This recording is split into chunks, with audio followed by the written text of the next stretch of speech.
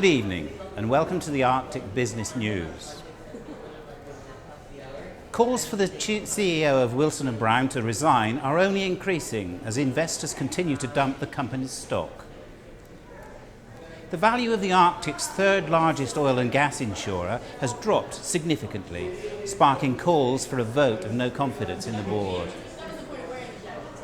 Representatives from Wilson & Brown continue to reassure investors that the sustained recent spate of iceberg-related disasters, including the Marzana oil spill and the sinking of the Christiansen, could not have been foreseen.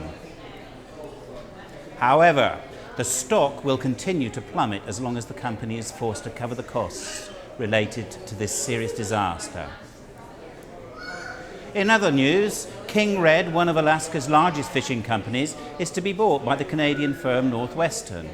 Both companies have agreed to a deal that sees Northwestern purchasing the debt and vessels of King Red at a price significantly less than the market value.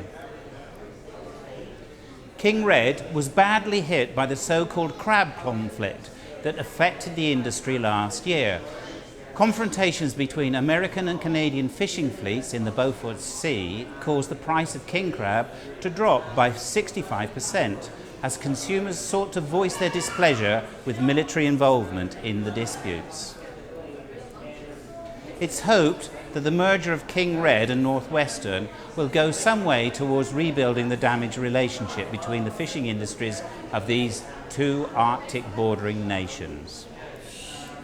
And finally, ARC Mining, the second largest mining research contractor in Norway, has continued its growth for the second month running. This sustained rise in the company's value is largely due to continued excitement over Svalbard's mineral potential. Results of an independent toxicology report on the 24 beluga whales that were found dead on the southwest of Svalbard last month will be released in the coming days. If the tests show that the beluga deaths were due to lithium toxicity, it would seem to confirm the presence of vast deposits of lithium off the Svalbard coast. This news continues to drive up the price of land on the island, and mining companies from countries including Britain, Germany and Finland are seeing an increased interest in their stock.